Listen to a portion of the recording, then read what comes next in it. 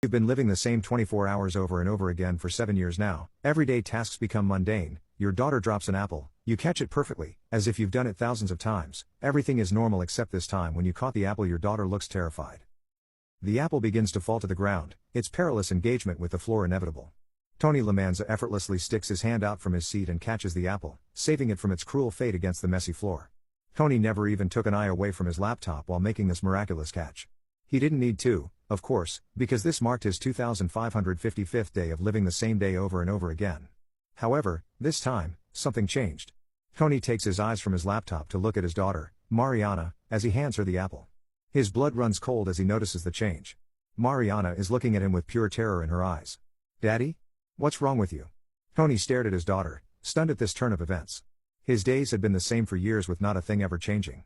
Sure, he could make different choices and play around with the day a bit, but it ultimately reverted back to the same day. One day he decided to do nothing but drink the entire day. He did this for a few weeks straight, distraught at his predicament. With each day being renewed, he never woke up with a hangover. On another day, he decided to see what the deal was with the hard drugs that he's seen countless people in his city succumb to. Although, it did take him several iterations of the day to find a dealer who didn't think he was a cop. He had many days of trying anything he possibly could within 24 hours and starting from his bedroom. Over time, Tony grew bored with even that. He finally accepted his fate and let the day run its usual course. His only entertainment each day involved looking up various topics online and simply learning.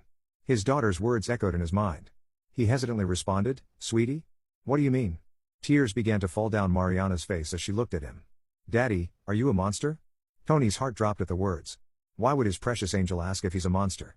He didn't know how to respond to that. In a fit of anxiety and confusion, he decided to bring himself back down to earth by taking a bite from the apple he just caught. Tony bit down on the apple and immediately winced in pain. Tony did not experience the crisp feeling of his teeth splitting the apple into a delicious chunk in his mouth. No, what Tony experienced was the pitiful attempts of raw gums biting against the apple with no luck. He reflexively put his hand to his mouth. With horror, he found that he had no teeth left in his mouth. He ran his fingers across sore, bloody, and swollen gums that had no business being near an apple. He looked down at Mariana, who was frozen in fear and could not look away from her father. Tony ran into the bathroom to look at himself in the mirror. He then understood why his daughter thought he was a monster. Somehow, in the course of catching that apple for the 2555th time, his face completely changed. Aside from his lack of dental appendages, his neatly trimmed beard had turned into a bushy messy of matted hair with sparklings of grays crisscrossing the once black lawn. His eyes were bloodshot and heavy. Thick bags sagged below them and dry crust surrounded his orbits. Tiny scars marched across his face, making it look like a dry desert that hadn't seen rain in years. It was the scars that made Tony realize what he was looking at. During one of his bouts of recklessness, he found himself wanting to learn how to fight. Tony spent a few months on this quest. He would go to a bar or gym and pick a fight and continue this each day until he started winning the fights. He had security in the fact that each day would be renewed, so he didn't care who he pissed off or how bad he got hurt. Early in his combat training, he was at a bar to pick a fight. His usual routine was to order a beer and pour its golden contents onto another patron. He did so, and this particular patron responded by pulling out a knife and slicing open his cheek. Tony spent the evening of that day admiring the gash on his cheek, feeling almost sad that it would be gone the next day. Well, of the scars he was looking at, one of them was very familiar.